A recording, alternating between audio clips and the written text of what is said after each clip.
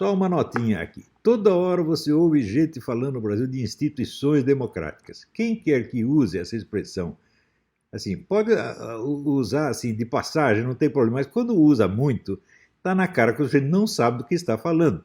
Porque é evidente, uma democracia não existe no papel, não existe como palavra, ela existe como uma prática real de seres humanos de carne e osso. Tá certo? Portanto, uma instituição por si não pode jamais ser ou deixar de ser democrática. Ela pode indicar para uma possível prática democrática. Você vê, suponha o seguinte, suponha que num determinado país existe uma lei racista. Porém, os poderes, formais ou informais, isto é, o governo, as classes sociais, as pessoas importantes, os meios de informação, são todos antirracistas. Então, jamais a lei racista é posta em prática. Então, entendendo? É assim que funciona. Agora, se tiver uma lei antirracista, tá certo? Mas a sociedade estiver cheia de poderes racistas, o racismo vai ser imposto com lei ou contra lei. É uma coisa tão óbvia. Agora, esse pessoal juridiquês, você vê, no começo do século XX, o James Bryce, que é um embaixador inglês, que escreveu um livro chamado Comunidade Americana, que é um clássico, ele esteve no Brasil e já observou que a elite brasileira tomava as palavras como realidades. Então, nós estamos toda hora usando essa expressão instituições democráticas. E o pessoal não tem nem ideia do que é uma democracia. Uma democracia jamais depende de instituições, meu Deus do céu, depende de ações reais, dos poderes reais. Poderes reais não são os chamados poderes constituídos, isto é, presidente, ministérios, câmara, não. Poder significa ser obedecido. As forças que são obedecidas, elas são o poder. Eu lhe pergunto, por exemplo, uma família rica é um poder constituído? Não, mas às vezes é um poder muito mais eficiente do que a presidência da República. Né? Se você pegar assim, as amantes dos políticos são poderes constituídos? Não, mas são poderes, às vezes, muito mais eficientes do que os poderes constituídos. Uma quadrilha de narcotraficantes é um poder constituído, um poder legal? Não. E, no entanto, é óbvio que é mais poderoso do que todos os poderes constituídos juntos. É a máfia na Europa, é a Yakuza no Japão e assim por diante, o PCC no Brasil. Tá certo? Então, o pessoal precisa parar com essa história de conversar sobre os formalismos jurídicos, pensando que está falando de realidades. Isso é uma estupidez. Uma democracia não existe nem como instituição e nem como estado de coisas estabelecido. Veja, a democracia ela existe apenas como um ideal que tem que ser buscado dia após dia. E que dia após dia tende a desaparecer. Ela não é uma coisa, ela não é nem um estado de coisas. Ela é um ideal, um desejo humano, e nós temos que lutar por ela todo dia. Jamais acreditar, estamos numa democracia, estamos o caralho. Eu hoje mesmo citei, no discurso de Gettysburg, 1863, quer dizer, quase 80 anos depois da fundação do país, Abraham Lincoln ainda dizia que a guerra era para testar se uma democracia era possível. Ele não disse estamos numa democracia, não, estamos fazendo uma guerra para ver se é possível existir uma democracia.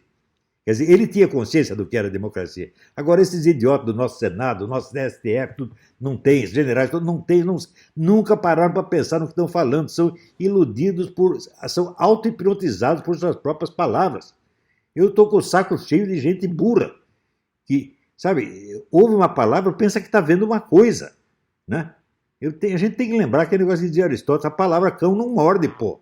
Só o cachorro de verdade é que morde. Então, a democracia não existe como instituição nem como estado de coisa. Ela é um desejo humano pelo qual nós temos que nos esforçar diariamente. Tá certo? Então, você veja, os camaradas que agora estão mandando prender pessoas por delito de opinião, eles dizem que eles são os defensores da democracia e que os defensores da opinião contrária estão ameaçando a democracia. Veja que ponto nós chegamos, meu Deus do céu. Até onde vai esse verbalismo de merda? Essa outra coisa. Essa coisa de só falar desses assuntos com áreas respeitáveis. Veja, o formalismo educacional da linguagem brasileira é nojento, gente. É um país onde não se pode falar cu. Né? É uma palavra que, em todos os idiomas, o pessoal usa essa expressão sem problema nenhum. No Brasil não pode falar cu. Tem que falar nádegas. Né? O que é isto? Aonde nós vamos parar com essa porcaria? Você veja, o próprio pessoal do governo trata os seus inimigos mais sórdidos com um respeito terrível. Você veja, O que o STF fez com essa sentença a respeito de prefeituras e governadores foi destruir a unidade nacional. Está dando a prefeitos e governadores poderes que são do governo central. Ou seja, estão destruindo a unidade nacional. É o que eu disse, não existe no nosso Código Penal uma penalidade suficiente para um crime tão grave. E o pessoal ainda está discutindo e achando que foi apenas uma decisão monocrática. O problema não é se é monocrática. O STF inteiro está fazendo isso, gente.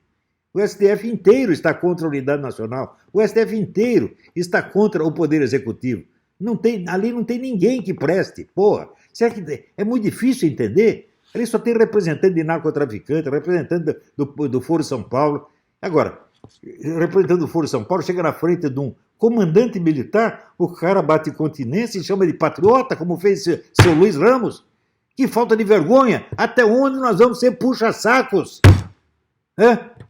Veja, se eu fosse um oficial das Forças Armadas, nem que não precisava ser general, que eu fosse um tenente das Forças Armadas, o cara me apresentar aqui, eu sou Aldo Rebelo, ministro da Defesa, eu não bato continência para comunista, para um agente do Foro de São Paulo, de jeito nenhum. Nós tivemos cinco ministros da Defesa pertencentes ao Foro de São Paulo.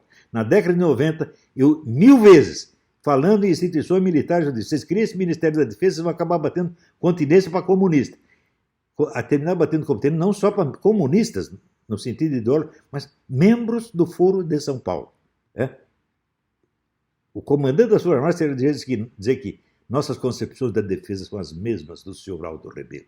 Agora está o Aldo Rebelo juntando-se com o Ciro Gomes para cuspir na cara do general Heleno. Está vendo, generais, o que vocês arrumaram?